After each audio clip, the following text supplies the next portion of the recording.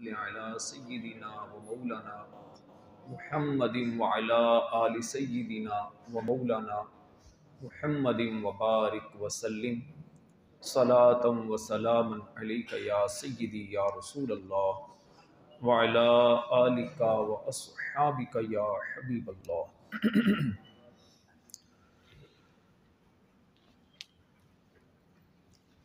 تابعی بزرگ حضرت سیدنا احنف بن قیس رحمۃ اللہ علیہ ایک مرتبہ بیٹھے ہوئے تھے، غور و فکر کر رہے تھے کہ ان کے ذہن میں اللہ رب العزت کے پاکیزہ کلام قرآن مجید کی ایک آیت کریمہ آئی۔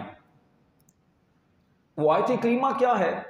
اللہ کریم فرماتا ہے لَقَدْ أَنزَلْنَا إِلَيْكُمْ كِتَابًا فِيهِ ذِكْرُكُمْ افلا تعقلون، بے شک ہم نے تمہاری طرف ایک کتاب نازل فرمائی جس میں تمہارا چرچا ہے، افلا تعقلون، کیا تمہیں عقل نہیں؟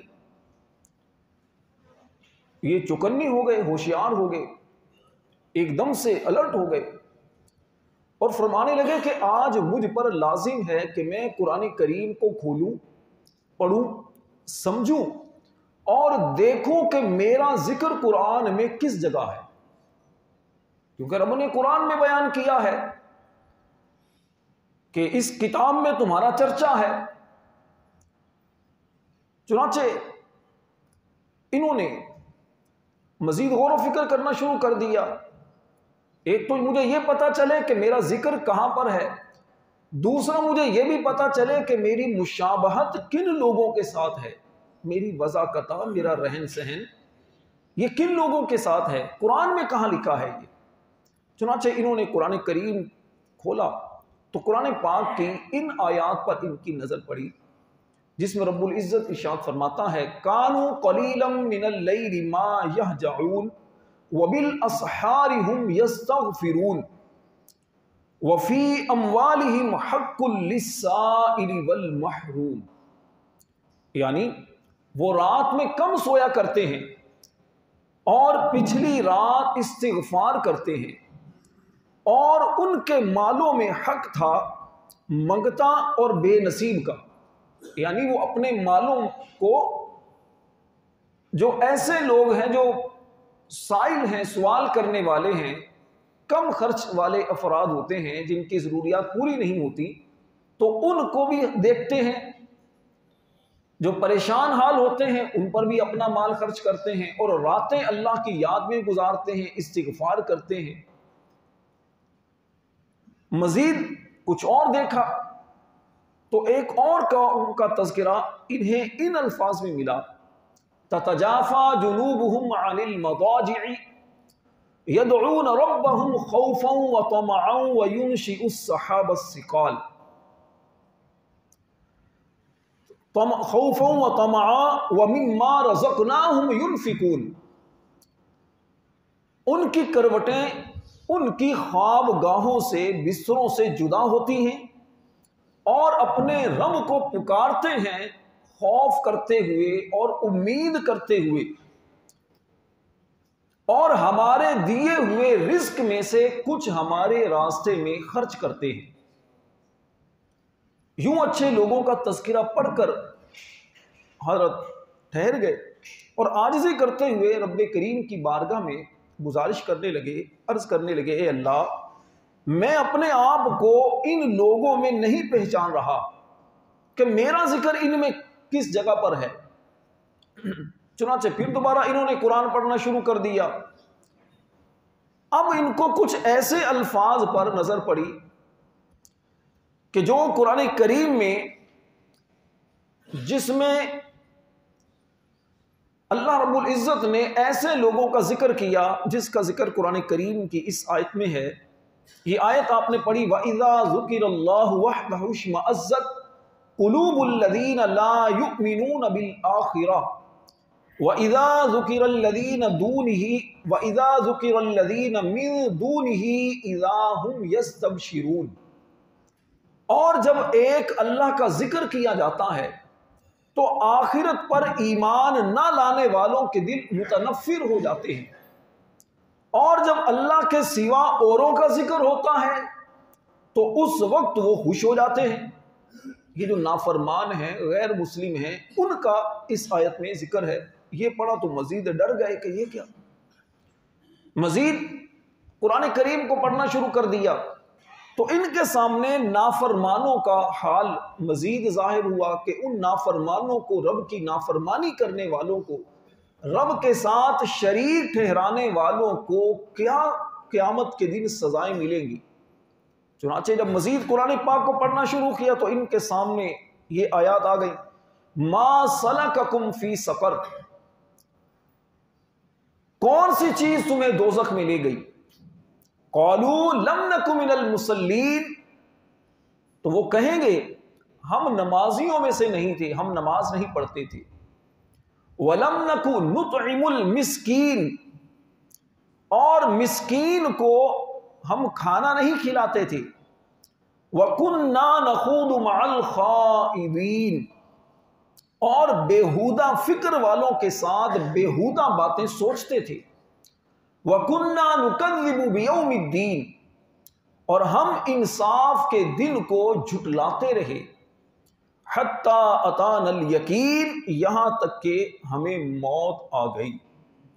یہاں پہنچ کر یہ رک گئے اور کہنے لگے، اے اللہ ان لوگوں سے تیری پناہ چاہتا ہوں، میں ان سے بری ہوں۔ اس کے بعد مزید قرآن پاک کو پڑھنا شروع کیا، غور و فکر کرتے رہے، ہر آیت پر غور و فکر کرتے رہے۔ جب مزید آیات کو پڑھنا شروع کیا تو قرآن کریم کی یہ آیت آپ کے سامنے آ گئی، وَآخَرُونَ اعْتَرَفُوا بِذَنبِهِمْ خَلَطُوا عَمَلًا صَالِحًا وَآخَرَ سَيِّئًا، اور کچھ دوسرے لوگ جنہوں نے اپنے گناہوں کا اقرار کیا تو انہوں نے ایک اچھا عمل اور دوسرا برا عمل ملا دیا۔ عَسَى اللَّهُ أَن يَتُوبَ عَلَيْهِمْ، قریب ہے کہ اللہ ان کی توبہ قبول فرمائے گا۔ ان اللہ غفور الرحیم، بے شک اللہ بخشنے والا مہربان ہے۔ آپ بے ساختہ پکار اٹھے کہ اے اللہ یہی وہ لوگ ہیں، یعنی انہی لوگوں میں مجھے اپنا تذکرہ مل رہا ہے۔ یہ اللہ والوں کا انداز ہوا کرتا تھا کہ وہ جب قرآن پاک کی تلاوت کیا کرتے تو اس میں غور کیا کرتے تھے کہ ان آیات کی روشنی میں کہاں پر کھڑا ہوں۔ اور آج ہم قرآن کس لیے پڑھتے ہیں؟ عموماً معاشرے کے اندر آج قرآن اس لیے پڑھا جاتا ہے کہ جناب پڑھ کر چلیں بچے پر دم کر دیں گے، قرآن پڑھیں کوئی بچے کا نام ڈھونڈ لیں، قرآن پڑھیں کوئی بال مل جائے، جناب یہی بال ہمارا برکت والا ہو گیا۔ قرآن ہم فیصلوں کے لیے استعمال کرتے ہیں کہ چلیں جی قرآن پر ہاتھ رکھ کر بتائیں سچا کون جھوٹا کون۔ قرآن کو مقدمات میں ہم نے استعمال کرنا شروع کر دیا۔ قرآن اس لیے ہے، ٹھیک ہے جی، کہ بچی کی شادی ہے تو اس کے سر پر سایہ کر کے لے کر جا رہے ہیں، اور اس کے بعد یا اس سے پہلے جتنے بھی گانے باجے ڈھول دھماکے جو کچھ بھی گناہ کرنے ہیں وہ خوب کیے۔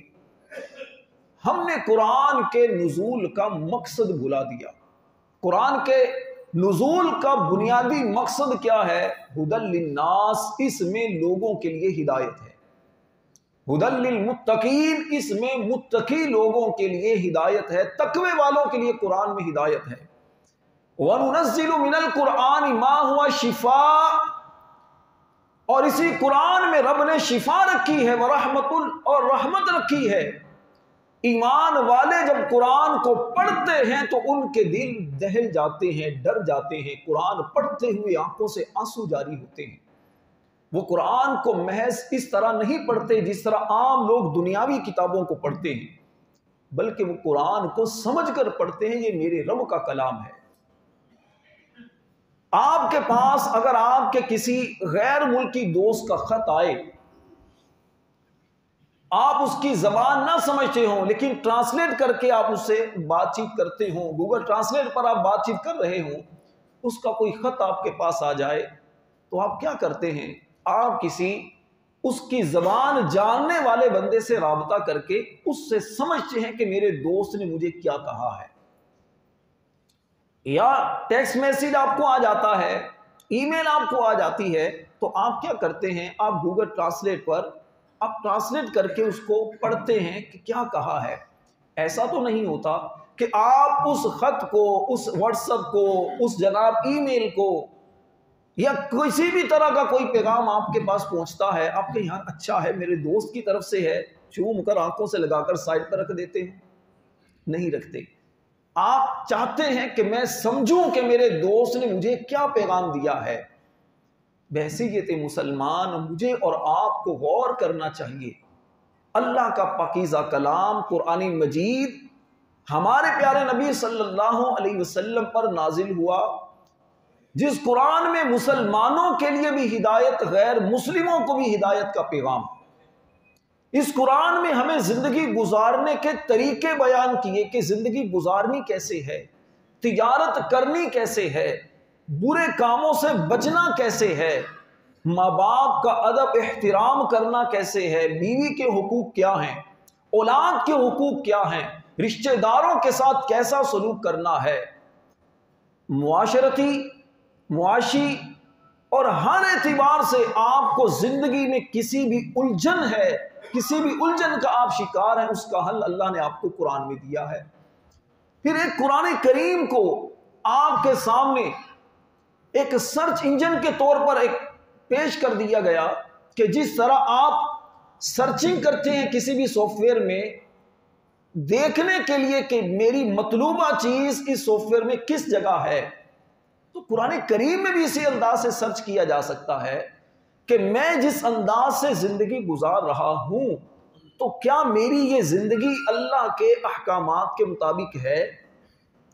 اللہ کریم نے مجھے زندگی گزارنے کے لیے نبی کریم علیہ السلام کی مبارک ذات کیسی ہے، رب تعالیٰ قرآن میں فرماتا ہے لَقَدْ كَانَ لَكُمْ فِي رَسُولِ اللَّهِ أُسْوَةٌ حَسَنَةٌ، بے شک تمہارے لیے رسول اللہ کی مبارک زندگی میں رول ماڈل ہیں، نمونہ حیات ہیں۔ آپ زندگی کیسے گزارنا چاہتے ہیں، بحیثیت انسان نبی پاک علیہ السلام کو مبعوث کیا گیا کہ ان کو دیکھ کر اپنی زندگی اس کے مطابق گزار لو۔ کوئی بندہ یہ تو نہیں کہہ سکتا جناب وہ کوئی نوری مخلوق تھے کہ وہ فرشتے تھے، جیسی وہ زندگی گزار چکے ہم گزار ہی نہیں سکتے، ایسا تو نہیں ہے۔ کچھ چیزیں ایسی ہیں جو خصوصیات ہیں، خصائص ہیں، وہ کچھ چیزیں ہیں، باقی تو عمومی زندگی نبی پاک علیہ السلام کی انسانوں کے لیے، اپنے ماننے والوں کے لیے آپ کی بالکل کھلی کتاب کی طرح ہے۔ تو ہمارے بزرگان دین رحمہم اللہ المبین قرآن کریم سے کیسی والہانہ محبت بھی کرتے، کیسا ان سے قرآن سے لگاؤ بھی ہوتا، اور کس خوبصورت انداز میں قرآن کریم کو پڑھتے تھے، سمجھتے تھے، یہ اس حکایت سے ہمیں درس ملتا ہے۔ حضرت سیدنا شیخ ابو طالب مکی رحمہ اللہ تعالی فرماتے ہیں قد امرنا بطلب فہم القرآن کما امرنا بتلاوتہ، یعنی بے شک ہمیں قرآن کریم کو سمجھنے کا اسی طرح حکم دیا گیا جس طرح قرآن کو پڑھنے کا حکم دیا گیا ہے۔ قرآن کو پڑھنے کا ہمیں حکم کس طرح دیا گیا؟ پڑھنے کا حکم ہمیں اس طرح دیا گیا، فرمایا وَرَتِّلِ الْقُرْآنَ تَرْتِيلًا، قرآن کریم کو ٹھہر ٹھہر کر پڑھو۔ قرآن کریم کو کس طرح پڑھنے کا حکم دیا گیا؟ رب تعالیٰ فرماتا ہے اِنَّا أَنزَلْنَاهُ قُرْآنًا عَرَبِيًّا لَعَلَّكُمْ تَعْقِلُونَ، بے شک ہم نے اس قرآن کو عربی میں نازل کیا تاکہ تم سمجھو۔ قرآن کریم کے نزول کا مقصد کیا ہے؟ پتہ چلا کہ قرآن کریم کو پڑھا جائے اور پھر اس کو سمجھا جائے، غور و فکر کیا جائے۔ قرآن کریم میں اللہ پاک نے ہمیں کیا احکامات دیے ہیں۔ یہ عربی زبان میں نازل ہوا، اس لیے جو لوگ عربی زبان سے ناواقف ہیں تو انہیں چاہیے کہ جو عربی زبان پر مہارت رکھنے والے علماء ہیں ان کا ترجمہ پڑھ لیں، تفسیر پڑھیں۔ عربی اگر آپ کو سمجھ نہیں آتی آپ اردو ترجمہ پڑھ لیں۔ اردو کے بہترین تراجم میں امام اہل سنت مولانا شاہ احمد رضا خان رحمۃ اللہ علیہ کا ترجمہ ہے کنز الایمان۔ یہ پڑھ لیں. اسی کو آسان کر کے میرے استاد گرامی مفتی قاسم اتاری دامت برکاتہم العالیہ کا ترجمہ ہے کنز العرفان، یہ پڑھ لیں. اس کے علاوہ علامہ احمد سعید کاظمی شاہ صاحب رحمۃ اللہ علیہ کا ترجمہ ہے، مفتی احمد یار خان نعیمی رحمۃ اللہ علیہ کا ترجمہ ہے، اور کئی ہمارے بزرگوں نے ترجمے کیے ہیں قرآن کریم کے. آپ اس کو پڑھ لیں تاکہ آپ کو پتہ چلے کہ قرآن کریم ہم سے کیا فرماتا ہے. اور پھر قرآن کریم کے نزول کے مقاصد میں سے ایک مقصد رب نے قرآن میں یہ بھی بیان کیا، کتاب انزلناہ مبارک لیدبروا آیاتہ ولیتذکر اولو الالباب. یہ ایک کتاب ہے کہ ہم نے تمہاری طرف اتاری برکت والی، تاکہ اس کی آیتوں کو سوچیں اور عقل مند نصیحت حاصل کریں. اس طرح قرآن کو پڑھنا ہے. قرآن کریم کی آیات کو پڑھتے پڑھتے ہی نہیں گزر جانا، بلکہ ٹھہر کر قرآن کو سمجھنا ہے. پھر قرآن کریم کو کس انداز سے سمجھنا ہے، قرآن کریم کو پڑھنا کیسے ہے. جب قرآن پڑھا جائے تو اس وقت ہمارا انداز کیا ہو، اللہ نے قرآن میں یہ بھی بیان کیا. فرمایا وَإِذَا قُرِئَ الْقُرْآنُ فَاسْتَمِعُوا لَهُ وَأَنصِتُوا لَعَلَّكُمْ تُرْحَمُونَ. اور جب قرآن پڑھا جائے تو کان لگا کر سنو اور خاموش رہو تاکہ تم پر رحم کیا جائے. قرآن کریم میں سب کچھ بیان ہے. جس پہلو سے بھی قرآن کو پڑھا جائے تو قرآن اسی معاملے میں ہماری رہنمائی کرتا ہے. تو جس طرح قرآن کو پڑھنے کے آداب ہیں، اسی طرح قرآن کو سمجھنے کے بھی آداب ہیں. شیخ ابو طالب مکی رحمۃ اللہ علیہ نے کیا فرمایا پھر سنیں. آپ فرماتے ہیں کہ جس طرح تلاوت قرآن کا ہمیں حکم دیا گیا، اسی طرح قرآن کو سمجھنے کا ہمیں حکم دیا گیا ہے. تو صرف قرآن کو پڑھیں نہیں، قرآن کو سمجھنے کی بھی کوشش کریں. کوشش کریں زندگی میں کم از کم ایک مرتبہ ہر مسلمان قرآن کریم کو ترجمے کے ساتھ ضرور پڑھے. ایک مرتبہ زندگی میں کم از کم ترجمے کے ساتھ قرآن کو پڑھے. ساری زندگی گزر جاتے ہیں، دنیا جہاں کی معلومات ہم حاصل کر رہے ہوتے ہیں، دنیا جہاں کی ہم جناب کتابیں پڑھ رہے ہوتے ہیں، نہیں پڑھتے تو رب کا قرآن نہیں پڑھتے. بہت سارے علوم سے بندہ واقف ہوتا ہے، انگلش مجھے آتی ہے، میتھ مجھے آتی ہے، جناب یہ آتی، وہ آتا ہے، وہ آتا ہے. قرآن آتا ہے، قرآن نہیں آتا. تو بھائی آپ کو آتا کیا ہے؟ اگر رب کا کلام ہی آپ کو نہیں آتا تو پھر دنیاوی اعتبار سے آپ نے جو بھی پڑھا ہے یہ کوئی قابل قدر چیز نہیں. اس سے تھوڑا سا ہو سکتا ہے دنیاوی اعتبار سے کچھ آپ کو پھول لگ جائیں، تھوڑا دنیاوی اعتبار سے آپ کو فائدہ ہو جائے، ہو سکتا ہے لوگوں میں آپ کی کچھ واہ واہ ہو جائے. لیکن قرآن اگر آپ نے نہیں پڑھا تو پھر قیامت کے دن بھی آپ کی پکڑ ہے، نمازیں آپ کی درست نہیں ہوں گی. قرآن نہیں آتا تو بہت ساری محرومیوں سے آپ، بہت ساری نعمتوں سے آپ محروم ہو جائیں گے. تو قرآن کریم کو پڑھیے. ماہ رمضان کا پہلا جمعہ ہے، اور پہلے جمعے میں آج کے جمعہ کا بیان اور جمعہ کا یوں سمجھیے کہ پیغام یہی ہے کہ ہم نے قرآن کو پڑھنا ہے، قرآن کو سمجھنا ہے. میرے تمام بھائی نیت کریں انشاءاللہ زندگی میں جب تک اللہ موقع دے گا نیت کر لیں آج سے ہی، وہ آج سے ہی کوشش کر دیں تھوڑا تھوڑا قرآن سمجھنے کی. انشاءاللہ الکریم جلدی، بہت جلد ہم مکمل قرآن ترجمہ اور تفسیر کے ساتھ پڑھیں گے. ہر ایک کو پڑھنا چاہیے. کون کون نیت کرتا ہے؟ سبھی کو نیت ہونی چاہیے. جو اردو پڑھ سکتا ہے، عربی پڑھ سکتا ہے، اسے ضرور پڑھنا چاہیے. اس کے لیے اچھا بہتر طریقہ تو یہ ہے، تفصیل کے ساتھ پڑھنا چاہیں تو صراط الجنان کا مطالعہ کریں. کم اس میں زیادہ ڈیٹیل ہے، 10 جلدیں ہیں. کم آپ مفتی احمد یار خان نعیمی رحمۃ اللہ علیہ کی حاشیہ ہے، آپ نے لکھا ہے کنز الایمان پر، نور العرفان، وہ پڑھ لیں. اگر آپ کی اردو کچھ اچھی ہے تو پھر امام اہل سنت کے خلیفہ ہیں، مفتی احمد یار خان نعیمی کے استاد ہیں علامہ سید نعیم الدین مراد آبادی رحمۃ اللہ علیہ. آپ کا حاشیہ ہے خزائن العرفان، یہ پڑھ لیں.